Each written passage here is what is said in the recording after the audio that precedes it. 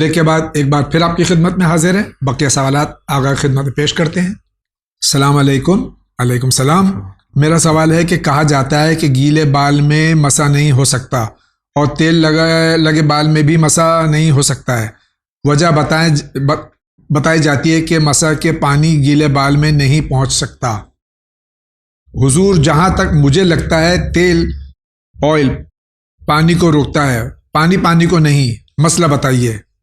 شکریہ۔ اس سے ریلیٹڈ ایک مسئلہ یہ بھی بتائیے کہ آج کل جو ہیئر کلر آتے ہیں جس میں کریم اور کلر کا ٹیوب ہوتا ہے، کیا اس کو واجب غسل کے پہلے لگا کر غسل کیا جا سکتا ہے؟ 2 سوال ہیں یہاں۔ جی ہاں، 2 سوال ہے۔ پہلے سوال کا جواب یہ ہے کہ اگر بال گیلا ہے، جی اتنا گیلا ہے، چونکہ اس کے لیے جو حکم بھائی نے سوال کیا ہے کہ گیلے بال پر مسا نہیں ہو سکتا ہے، لیکن اگر بالوں میں تیل لگا ہوا ہے تو مسا کر سکتے ہیں۔ تو دیکھیے، گیلے بالوں کے لیے جو حکم آیا ہے وہ یہ ہے کہ مسا جو کرنا ہے، مسا کا جو حکم ہے ہاتھ کی رطوبت سے، جو ہاتھ میں پانی لگا ہوا ہے اس سے مسا کرنا ہے۔ جی اگر بال گیلے ہوں گے تو ہاتھ کی رطوبت اس کے اوپر ظاہر نہیں ہوگی، جی اس لیے یہ ہے کہ بال کو خشک کر لیں۔ لیکن اگر بہت معمولی نمی ہے جی اور جس کے اوپر ہاتھ کی رطوبت جو ہے غالب آ جائے جی تو مسا صحیح ہے، کوئی مذائقہ نہیں نہیں ہے۔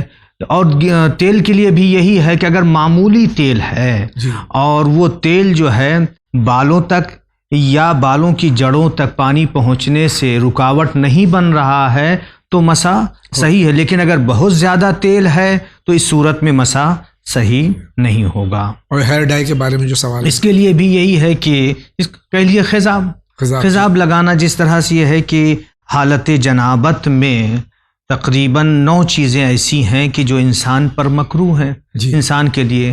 انہی مکروہات میں سے ایک یہ ہے کہ حالت جنابت میں خضاب لگانا، ڈائی لگانا مکروہ ہے، کر سکتے ہیں لیکن مکروہ ہے، حرام نہیں ہے۔ شکریہ آغا۔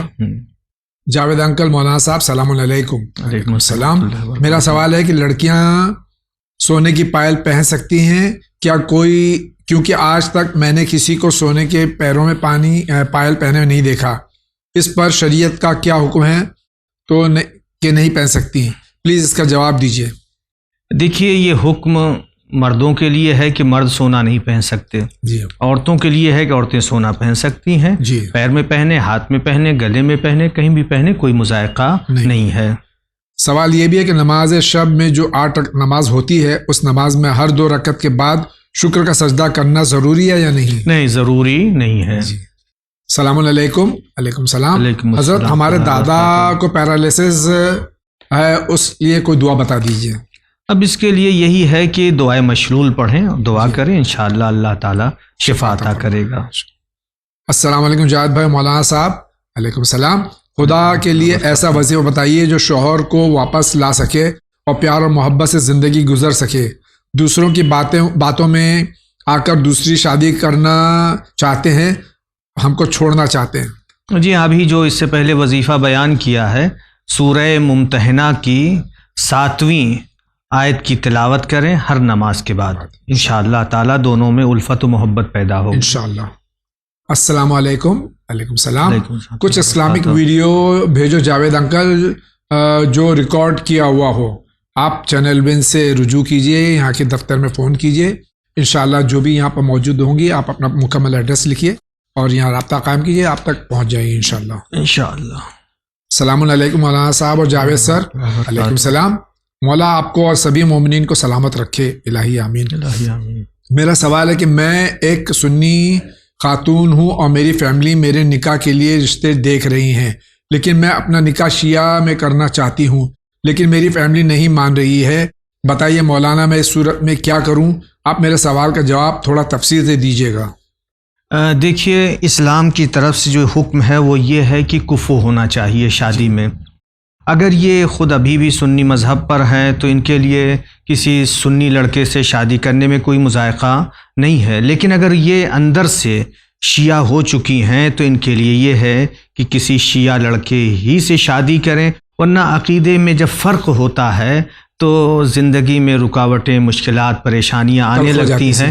اس لیے میں جتنے بھی ہمارے ناظرین ہیں ہم سب کو یہی مشورہ دیں گے کہ مذہب کے اعتبار سے بھی کفو ہونا ضروری ہے. اگر سنی لڑکی ہے تو سنی لڑکے سے کرے، شیعہ لڑکی ہے تو شیعہ لڑکے سے کرے، مسلمان ہے تو مسلمان سے کرے، ہندو ہے تو ہندو سے کرے. ایک پیغام ہے تاکہ زندگی میں مشکل پیش نہ آئے. بہت بہت شکریہ. السلام علیکم. علیکم السلام.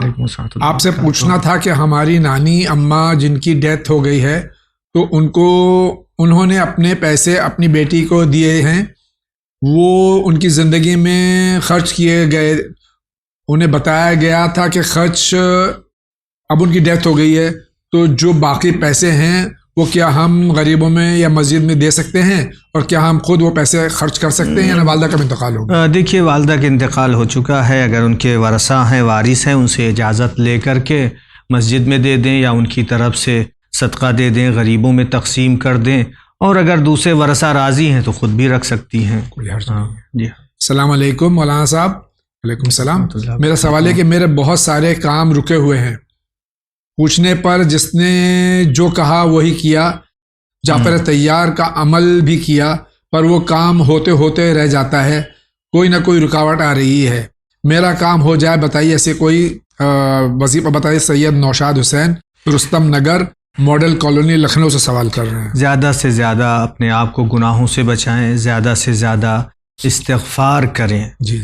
استغفار کرنے پہ جب گناہ انسان کے جھڑتے ہیں، دور ہوتے ہیں، تو انسان کی عمر بھی بڑھتی ہے، رزق و روزی میں بھی اضافہ ہوتا ہے. کبھی یہ ہوتا ہے کہ ہم وظیفے کی تلاش میں ہوتے ہیں، جی. اپنی زندگی کو نہیں دیکھتے ہیں کہ ہم کیا کر رہے ہیں، جس کی وجہ سے رزق میں تنگی آ رہی ہے، پریشانیاں بڑھ رہی. مولا کائنات نے دعائے کمیل میں 7 گناہوں کو تذکرہ کیا ہے کہ مولا فرماتے ہیں میرے معبود میرے ان گناہوں کو بخش دے کہ جس کی وجہ سے جو ہے دعا حبس ہوتی ہے، جس کی وجہ سے بلائیں نازل ہوتی ہیں، جس کی وجہ سے نعمتیں بدل جاتی ہیں. یہ ہمارے لیے آپ نے فرمایا. جی جی یہ ہے ہمارے لیے فرمایا ہے.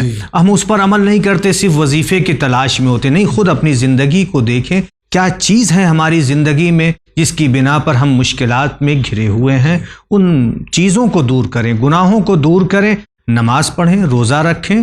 انسان کی زندگی میں بھی برکت ہوگی اور روزی میں بھی برکت. صلہ رحم کریں. صلہ رحم کریں. بہت بہت شکریہ. السلام علیکم. علیکم السلام. میں مریم شیخ. مجھے یہ جاننا ہے کہ وضو گرم پانی سے کر سکتے ہیں کہ نہیں؟ جی ہاں، کر سکتے ہیں، کوئی حرج نہیں ہے. السلام علیکم. علیکم السلام. جی میں پنجاب سے ہوں.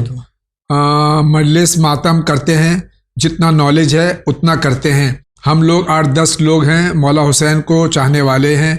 علم کی کمی ہے، غیر مسلم ہیں. کیا ہندی میں کتابیں مل سکتی ہیں؟ کوئی بھی جو ہم کو انفارمیشن مل جائے. شکریہ. زیارت حسین ہندی اردو میں مل سکتی ہے تلاوت کے ساتھ، ترجمے کے ساتھ.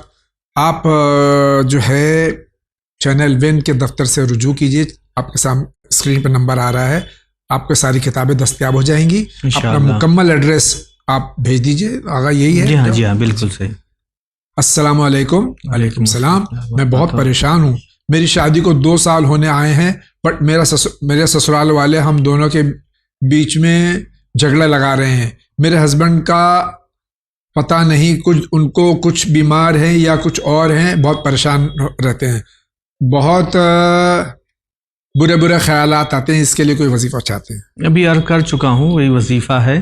سورہ ممتحنہ کی 7ویں آیت ہر نماز کے بعد پابندی سے تلاوت کریں، انشاءاللہ تعالیٰ مشکل دور ہوگی. شکریہ آقا. میرا سوال ہے کہ میں اپنی سسٹر سے بچی لی ہے جو 5 دن کی تھی، اس کے نام بھی میں نے رکھا ہے. اب وہ 9 سال کی ہے، اسکول جاتی ہے. اس کا بھی اس کے فارم میں نام پوچھا گیا تو میں نے اپنا نام ولدیت میں نام لکھوا دیا، تو صحیح ہے؟ نہیں، صحیح نہیں ہے. ابھی اس کا جواب دیا جا چکا ہے تفصیل سے. ولدیت بدل نہیں سکتے ہیں. جی ہاں. بہت بہت شکریہ. ایک طویل سوال لے لیتے ہیں. السلام علیکم مولانا صاحب اور جاوید انکل. علیکم السلام.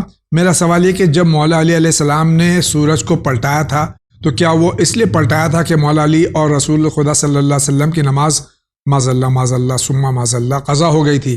کچھ لوگ کہتے ہیں کہ رسول خدا مولا علی کے پیر ابزانوں پر اپنا سر رکھ کر سو گئے تھے اور نماز کا ٹائم ختم ہو گیا تھا، اس لیے مولانا نے سورج کو پلٹایا. بعض روایتوں میں اس طرح کی باتیں آئی ہیں، لیکن یہ کہ رات جو میں روایت کو پڑھ رہا تھا اس روایت میں یہ آیا ہے کہ نبی اکرم پر وحی نازل ہو رہی تھی. نبی اکرم صلی اللہ علیہ وسلم اپنا سر مولا کائنات کے زانوں پر رکھے ہوئے تھے اور وحی کا سلسلہ بڑھتا گیا یہاں تک کہ نماز عصر کی بات ہے. نماز عصر کا وقت گزرنے والا تھا، مولا کائنات نے اشارے میں، قضا نہیں ہوئی، رکوع و سجدہ جو کچھ ہے وہ اشارے میں کیا. اور پھر جب نبی اکرم اس روحانی حالت سے باہر آئے تو دیکھا مولا کائنات چہرے پہ ایک بے چینی ہے، چونکہ جس طرح سے نماز پڑھتے تھے رکوع و سجدہ اس طرح سے نہیں پڑھ سکے تھے، جس کی وجہ سے پریشان تھے. تو نبی اکرم نے کہا اے علی خدا کی بارگاہ میں دعا کرو، تمہاری دعا خدا کی بارگاہ میں مستجاب ہوگی، دعا کرو کہ اللہ سورج کو پلٹے.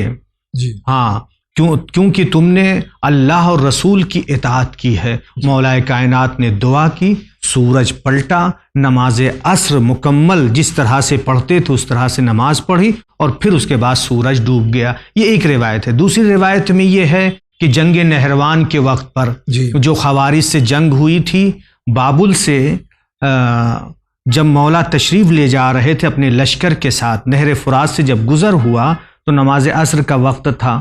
مولا کائنات نے اپنے کچھ اصحاب کے ساتھ نماز عصر پڑھ لی، لیکن کچھ اصحاب جو اپنے چوپایوں کو یا توشہ زاد راہ کو لے کر کے گزر رہے تھے وہ جماعت کے ساتھ نماز نہیں پڑھ سکے تھے، ان کی نماز عصر قضا ہو گئی تھی تو نہایت پریشان تھے اصحاب مولا کائنات. لہٰذا مولا کائنات کی خدمت میں درخواست کی، مولا کائنات نے سورج پلٹایا اور پھر مولا کائنات کے ساتھ انہوں نے نماز عصر پڑھی ہے. تو یہ دو واقعہ، 2 مرتبہ رد شمس ہوا ہے، سورج کو مولا نے پلٹایا ہے. بہت بہت شکریہ. السلام علیکم. وعلیکم السلام.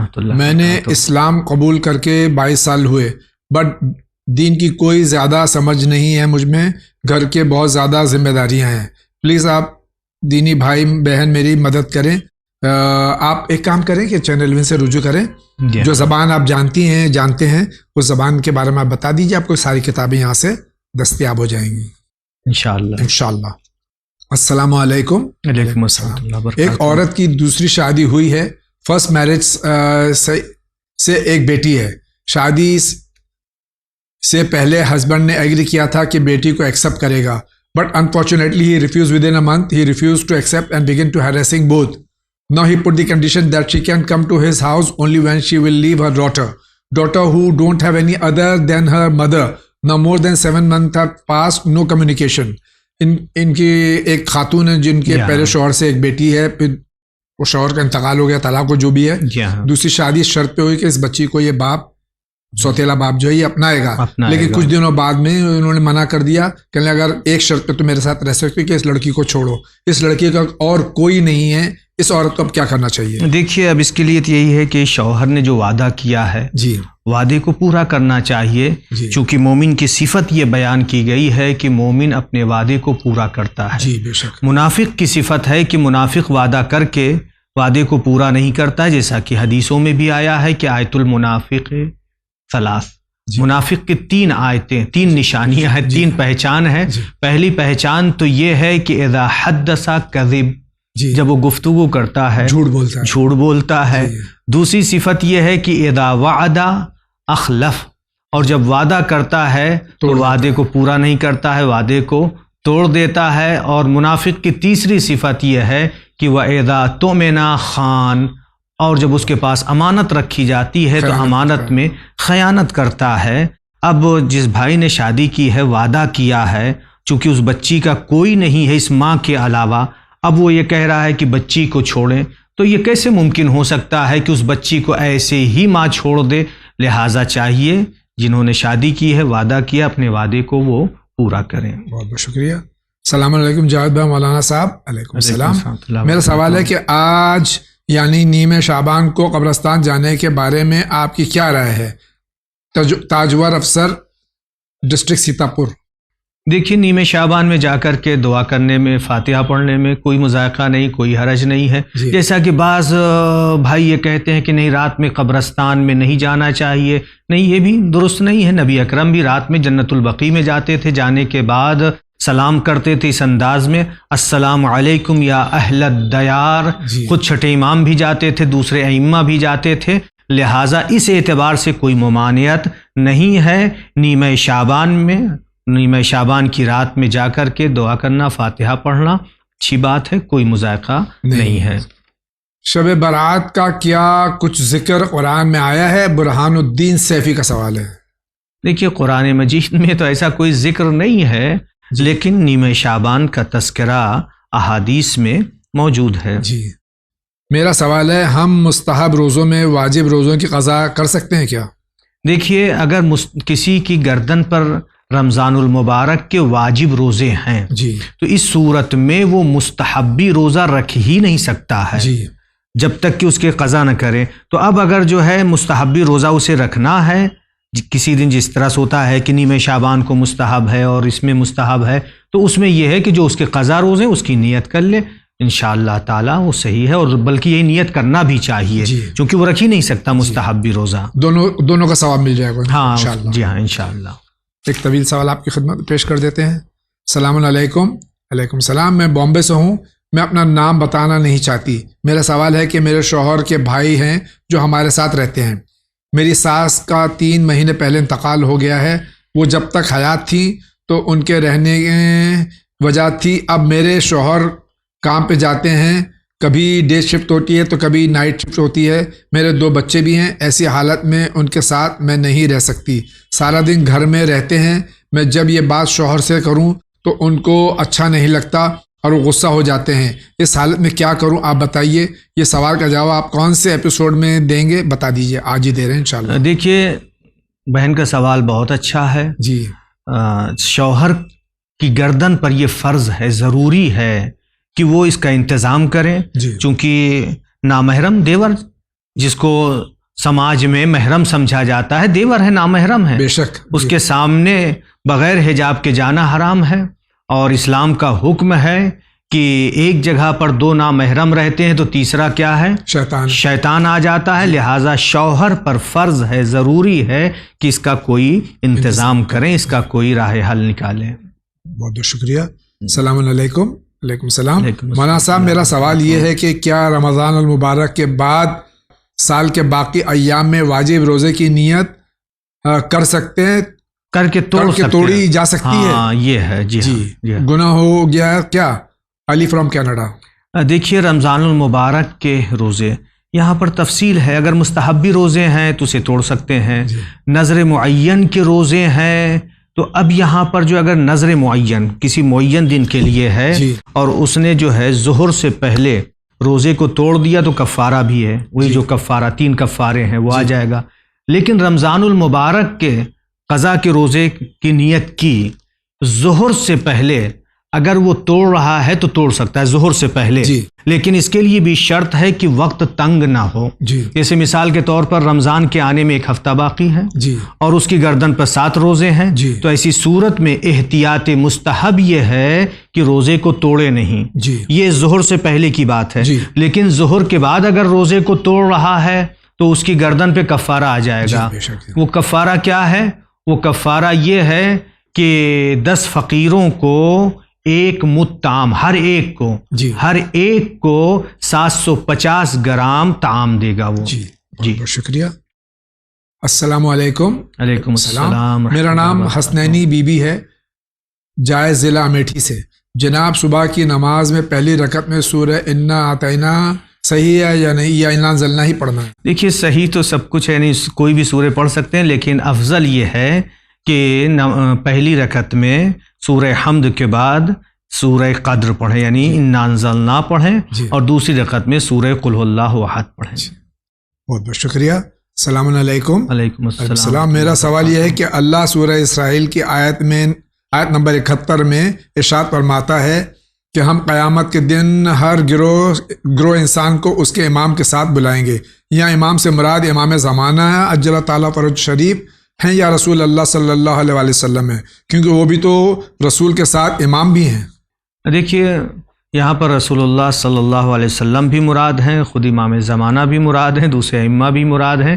امام جعفر صادق علیہ السلام سے یا امام محمد باقر علیہ السلام سے اس آیت کے متعلق پوچھا گیا، ندعو کل اناس بامامہم، جی کہ اللہ فرما رہا ہے کہ ہم تمام لوگوں کو ان کے امام کے ساتھ بلائیں گے. چھٹے امام فرماتے ہیں کہ یہاں پر ہے یجیء رسول اللہ صلی اللہ علیہ وآلہ وسلم فی قومہ وعلی فی قومہ والحسن فی قومہ والحسین فی قومہ، یعنی رسول خدا اپنے زمانے کے جتنے بھی افراد تھے مومن تھے ان کے ساتھ آئیں گے. مولا کائنات بھی اسی طرح سے، امام حسن امام حسین اور دیگر ائمہ بھی اسی طرح سے، یعنی یوں کہہ دوں کہ دیگر ائمہ کے زمانے میں جو مومنین تھے، جو امام پر ایمان رکھتے تھے، وہ اپنے امام کے ساتھ محشور ہوں گے. اس زمانے میں ہم امام غائب کے وجود کے قائل ہیں، ہمارا شمار ہمارے وقت کے امام کے ساتھ ہوگا. الہی آمین. الہی آمین. ایک طویل سوال آپ کی خدمت پیش کرتے. السلام علیکم. وعلیکم السلام. اسد سید، شیعہ pray only 3 times in a day combining Zohrain and Maghribin. If I want to pray 5 times a day, please advise the 5 times Asr and Isha time. دیکھیے جو وقت ہے ہماری نماز کا، نماز ظہر پڑھتے ہیں، نماز ظہر کے بعد نماز عصر ہے، وہ اس کا وقت ہو جاتا ہے.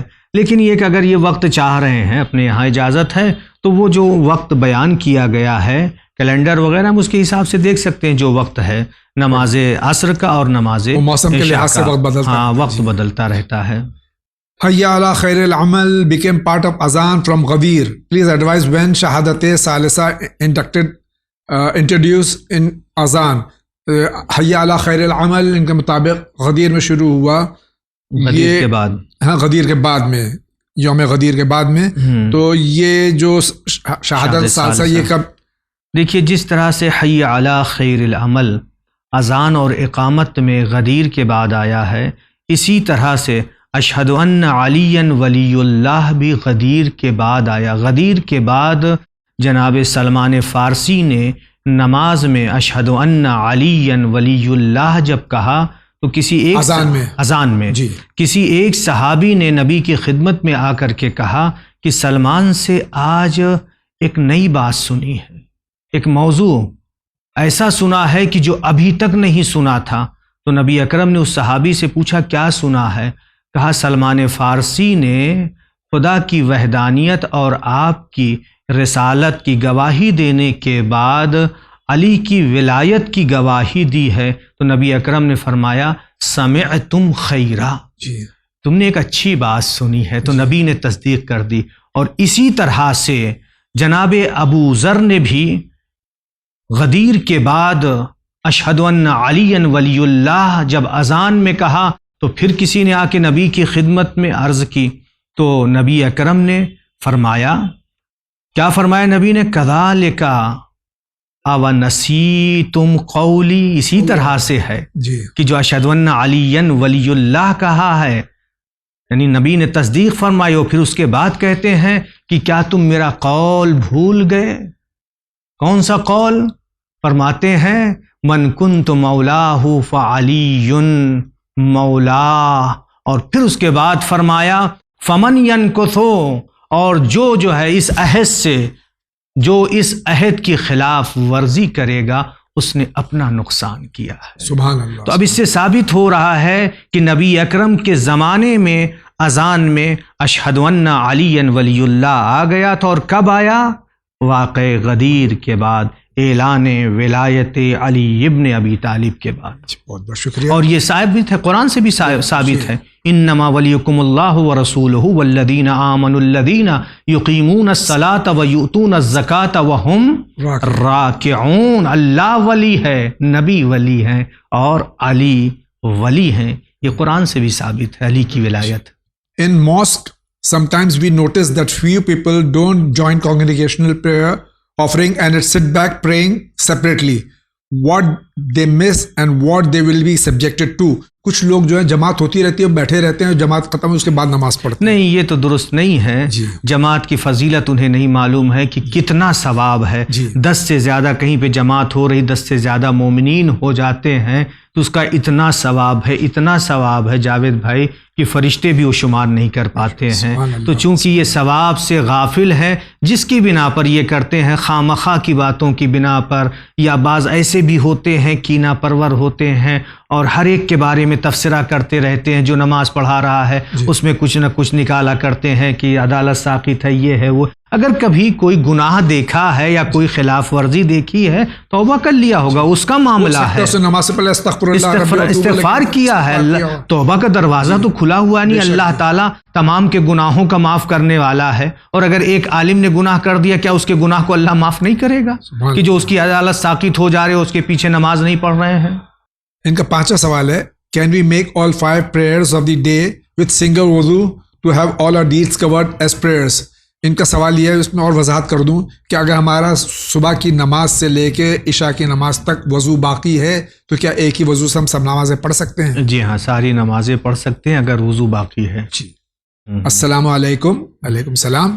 میرا نام شاہد ہے. میرا سوال ہے کہ کیا مشکلات کے وقت اللہ کو یاد کرنے کے بجائے وظیفوں سے حل ہو جائے گا؟ اور وظیفہ کیا ہے اور یہ کس نے بھیجا ہے؟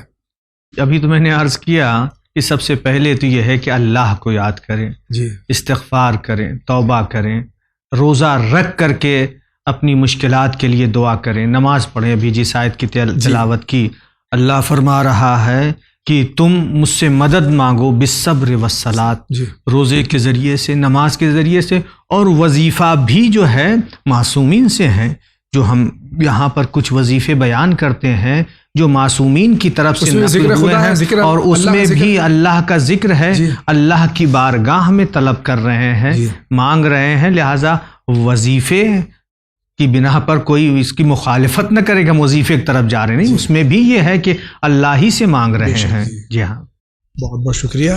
ناظرین کرام، اسی کے ساتھ آج کے اس ایپیسوڈ کا وقت پہنچ جاتا ہے. آپ کی جانب سے، اپنی جانب سے میں حجت اسلام کا مشکور ہوں کہ تشریف لائے. اللہ تعالیٰ تمام علماء اعلام، تمام مراجع کرام، تمام علماء حق اور آغا کی صحت و سلامتی اللہ عطا فرمائے، اور ہم سب کو اپنے زمانے کے امام کے ساتھ محشور فرمائے، ان کے اعوان و انصار میں شمار فرمائے. آغا بھی دعا فرما دیجیے. جی، خدا کی بارگاہ میں یہی دعا ہے کہ اللہ تعالیٰ ہم سب کو توفیق عطا کرے کہ زیادہ سے زیادہ عبادات بجا لائیں، قرآن کی تلاوت کریں. اور اصل دعا ہماری یہ ہے کہ اللہ تعالیٰ ہمیں گناہوں سے محفوظ رکھے اور ہمارا خاتمہ ایمان پر ہو، خاتمہ بخیر ہو ہم سب کا انشاءاللہ. اسی کے ساتھ اجازت دیجیے، زندگی رہی تو پھر آپ سے ملاقات ہوگی. وآخر دعوانا ان الحمدللہ رب العالمین.